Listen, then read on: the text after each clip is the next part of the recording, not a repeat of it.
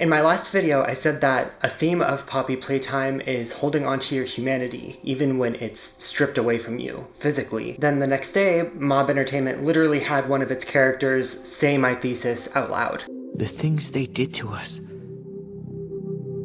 that doesn't have to be who we are. So now that Mob has confirmed my theory from my last video, I want to expand on it and look at it a little deeper by looking into the character possibly most central to it, Ollie, aka Experiment 1006, aka the prototype, aka the spider, etc., etc. Based on everything that we've seen of Ollie in all of the chapters so far, I want to make the case that he is a twisted outgrowth of the theme that I mentioned in my last video. He is the thematic embodiment of what happens if you let your humanity be taken away by others, if you don't hold on to it. Let me break down his actions so far in order to try and explain what I think his goal is, what his motivations are. By the way, since chapter 5 basically confirmed that the prototype is Ollie, I'm going to refer to him as Ollie from here on out. I hope that's not confusing. Before the events of the game, Ollie was sort of the mastermind of making the Hour of Joy what it was. He manipulated the scientists who were helping him into believing that the Hour of Joy would be like a liberation event for him and the other experiments, that it would be freedom for them, not that it would be a massacre for everyone else. Obviously, that's not what happened. And Ollie was the one to usher in the reign of terror that happened instead. He's the one that galvanized the other experiments into killing everyone. I'm not saying that wouldn't be their compulsion anyway, considering what had been done to them, but you get what I mean. After that though, throughout the preceding 10 years, Ollie did basically the exact opposite of freeing the experiments. He hunted those who didn't obey him, and he hunted down even the scientists who had helped him and the other experiments escape. He experimented on or killed many of them. He gave Harley Sawyer the ability to create bodies for himself and gave him the resources to continue his experiments that he had been running during Playtime Co. Ollie also ran his own experiments on other toys, other victims after the Hour of Joy. He starved or killed any orphans that refused to help and obey him. He trapped the orphans. It's implied in some sort of coma deep below in the laboratories. He, along with Sawyer, continued the experiments that Playtime Co. had been doing before the Hour of Joy. So the Hour of Joy didn't really mean much of a liberation event for anyone. A note in chapter 5 even implies that Ollie killed Elliot Ludwig, although this could have been manipulation by Harley Sawyer or Leaf Pierre. Throughout all the chapters thus far, Ollie has displayed the habit of taking other experiments and either killing them or causing them to be killed by others, and then taking parts of them for himself, literally adding what he sees as the best parts of them to his own body to make himself more like immortal or more powerful or whatever. He does this to Mommy Longlegs in chapter 2, Kissy at the end of chapter 3, Huggy at some point, it's not exactly made clear, and probably more toys besides that, which the audience isn't made privy to. There's evidence in chapter 3 that Catnap worshipped the prototype as some sort of god and forced his other toy followers to do the same, and it's implied that Ollie knew about this and even encouraged it. This implies that Ollie sees himself as sort of the most important experiment, the alpha and omega. Please don't comment red pill jokes. This megalomania is subtly reinforced in the Elliot Ludwig tape in chapter 5 when Ollie says, "This was never about me." It's never about me. Never about my better place.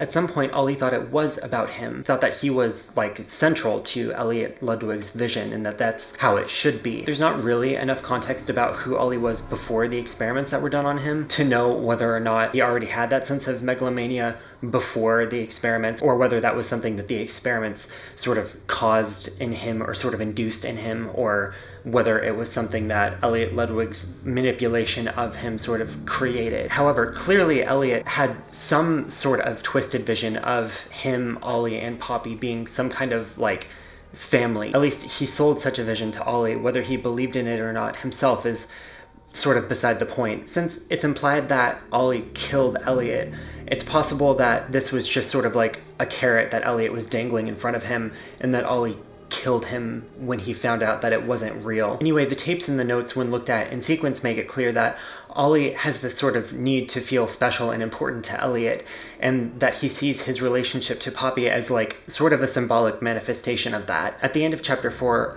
Ollie tells Poppy that their connection sort of transcends everything and that it's inseparable, that it can't be cut off no matter what. In chapter 5, it's made clear that this connection that Ollie sees between him and Poppy, it's like an obsession for him, to the point that when he shows up at Lily's like tea party thing, he ignores every other character there, including the player, which it's basically his goal to stop them, so that means that Poppy is obviously very important to him. Also, during this tea party, Ollie calls the player character an outsider, which some people have taken to mean that the player character actually wasn't like a Playtime co-employee, or that they were just like some random person that came in and doesn't really mean anything, but I think that that interpretation is wrong. I think that when the prototype calls the player an outsider is just another word in this situation for that which doesn't belong, or put more shortly, human, which I will explain. In chapter 5, at several points, Ollie says the phrase infinity will be lonely.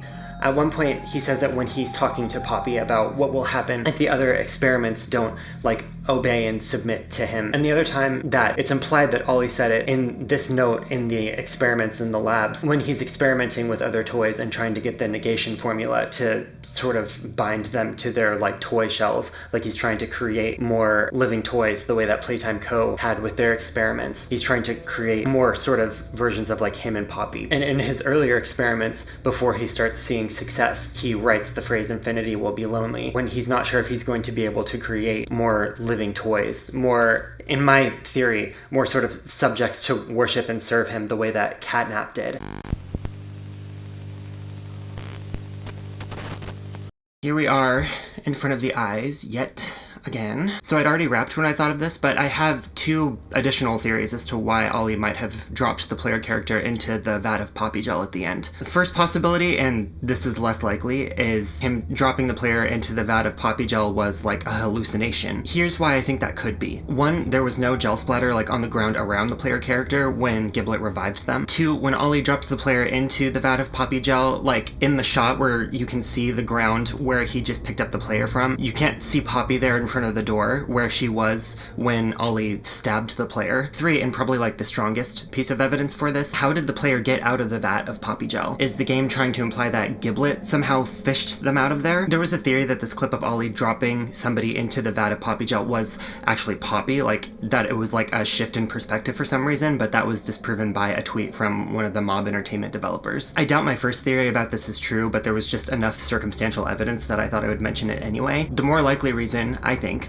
goes back to Ollie calling the player character an outsider. I think that Ollie put the player into the Poppy Gel to turn them into some sort of non-human being in order to make them no longer an outsider, into something that would fit in more with the other experiments in Ollie's mind. If this is true, it might explain why Ollie would drop the player into the Poppy Gel after stabbing them, like why he would save them after trying to kill them. It would also explain why the player character has now canonically died and then survived that death. People have been theorizing that Ollie did this to the player character to get revenge on them, the way that he forced Lily Lovebraids to live in isolation in her dollhouse as kind of like a punishment for everything that she had done when she was Miss Gracie. So basically, like, he didn't want the player's suffering to end so quickly. I respectfully disagree, because it wouldn't make sense for him to transform the player character in that way and then just let them go free throughout the factory afterwards. Like, when he turned Gracie Green into Lily Lovebraids, he didn't just let her like wander the factory unprompted and like able to interact with other experiments and other people or whatever.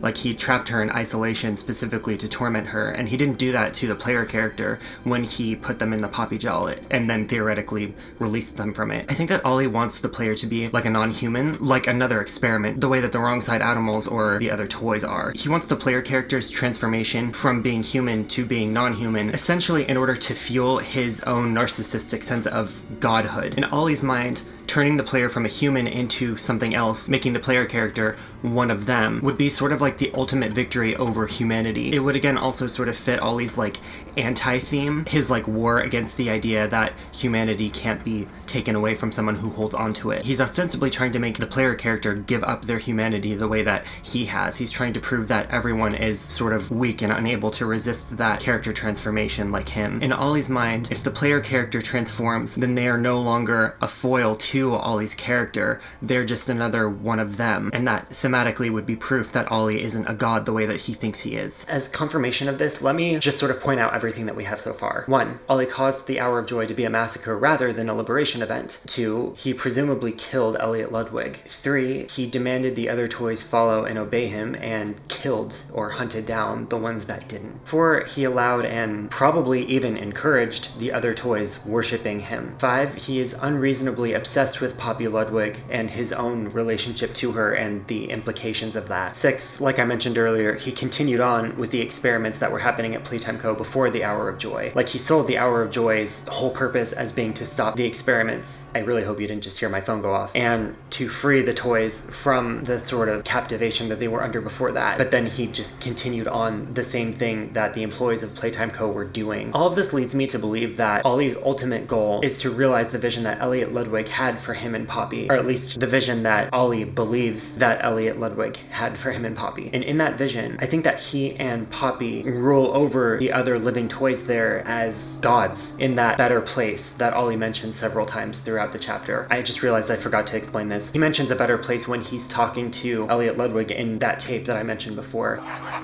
always about her. It was never about me.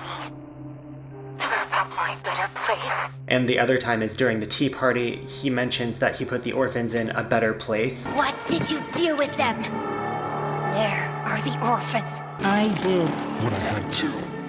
They're A better place now. But like a lot of other people have pointed out, better place is capitalized there. So it's implied that he didn't kill the orphans, but he probably like has them stored in wherever the better place is. A lot of people think it's that town thing that you can see from Giblet's like basement house area toward the beginning of the game. Whether that's where it is or not isn't really super important to what I'm talking about, but it's interesting to think about. My point is that Ollie thematically and behaviorally is ostensibly a cult leader. Like that's his motivation and like his end goal. Side note, I wrote and filmed the rest of the video before CG5 released his music video song, where the prototype within the song like overtly says that he's a god. In my defense, I came up with this take before like a mob adjacent entertainer outright just said the theme that I'm basically going over now, so I swear I'm not trying to state the obvious. His idea of like a community where the toys can all live together is not really based around harmony or love or peace or like anything that an actual community would be based off of. Not even respect, really, other than like respect for him and really no one else. It's a vision of a community that worships him and bows to his every whim, and one where Poppy Ludwig validates his vision of himself as Elliot's sort of created deity, the deity that Elliot should have viewed him as in his mind. Ollie doesn't call himself that anymore because he doesn't see himself as the kid whose physical body was taken away. He sees himself as like a deity, a transcendent figure of sorts. There are numerous references in chapter 5 to the Christian idea of the afterlife. Like I mentioned, the better place is brought up several times. Also, Ollie and Poppy both mention heaven at several different points in their conversations. Plotting to destroy the only heaven you or I. will ever get. The prototype mentions infinity at several times. We'll be left with... And infinity will be lonely. Which are all sort of colloquial Christian references to their afterlife. This isn't like coincidental writing by Mob Entertainment. This is how Ollie sees himself as the sort of alpha and omega of Playtime Co. Factory, created to be so by Elliot Ludwig. Ollie's humanity has been taken away, or you could view it in a sense that he's given his humanity away because of everything that he's been through and that he's lost. Since chapter 3, people have been theorizing that Ollie's experiments and his work with Harley Sawyer in the labs was geared toward finding the secret to like immortality, or that he was trying to figure out how Elliot Ludwig created Poppy the way that she was. I don't think that's the case, because lines in chapter 5 sort of imply that Ollie is already immortal, or that he thinks he is. There's a line in his tape with Poppy where he says everything dies except for us. Everything dies, Poppy. Everything except us. I think that Ollie is trying to make Poppy the way that Ollie is. This is a little more tenuous, but hear me out. During the tea party scene, Ollie implies that Poppy is broken in some way. He says that he can fix her and make her better without really explaining what he means by that or what he's talking about. Don't be afraid. I can fix you. Poppy?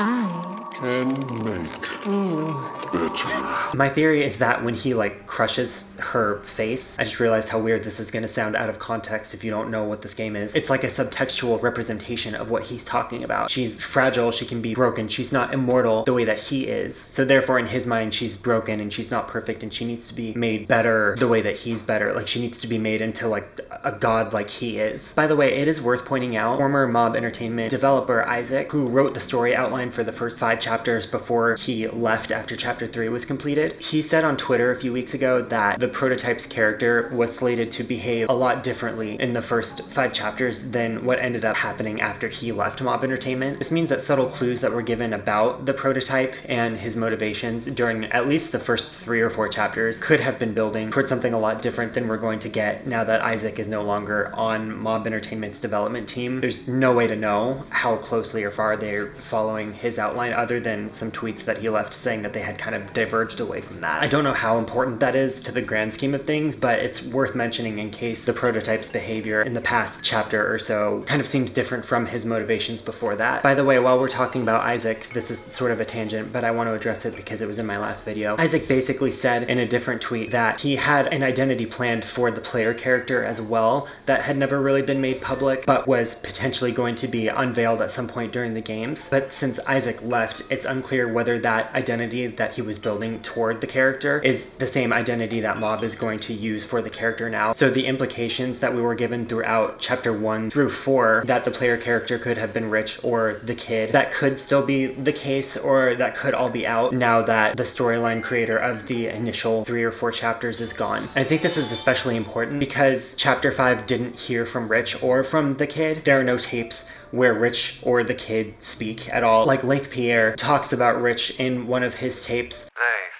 I've been reviewing your concerns about our head of shipping. He's becoming some sort of people's champion. Now too many noses are sniffing around.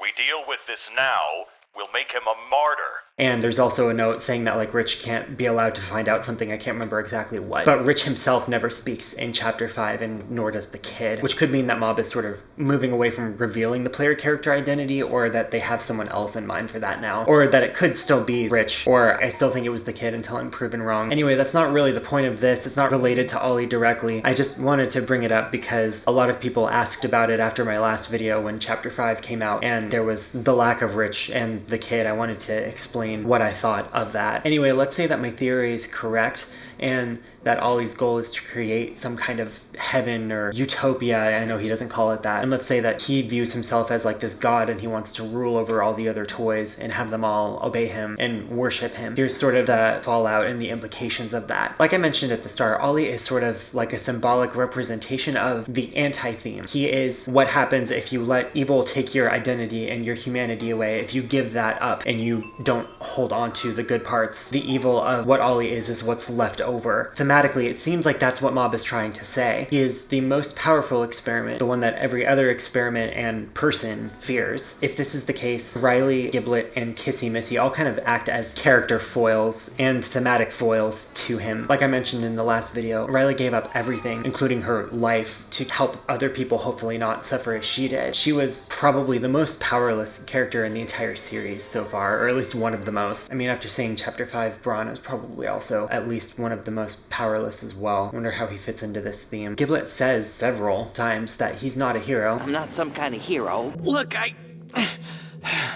told you I'm not a hero. Look, I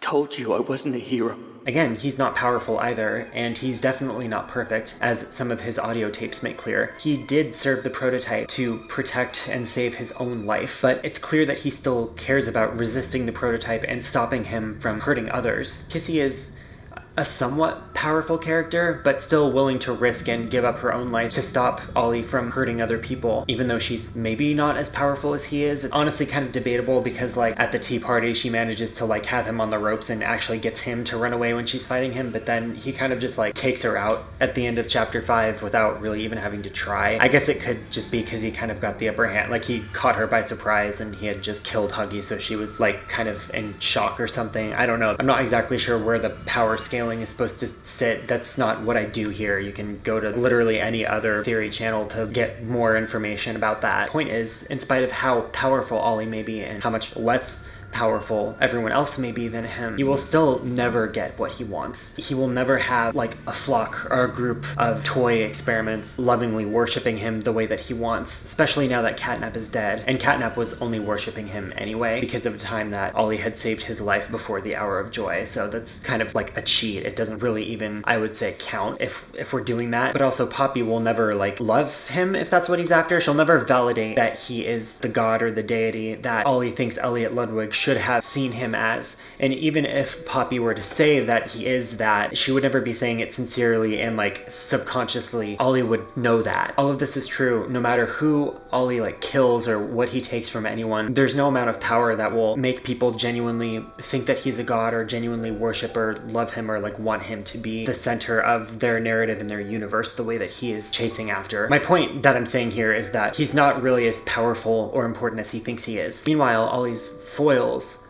Kissy, Riley, Giblet, probably others that I didn't really touch on, they are essentially proof that you don't have to be super powerful already to make the right decision and to hold on to your humanity. It's actually the opposite. Holding on to your humanity and doing the right thing and taking risks to take care of others and to do what's best and to show empathy is the most powerful thing you can do. No amount of power or like brute force or physical strength or whatever can overcome someone choosing to do the right thing.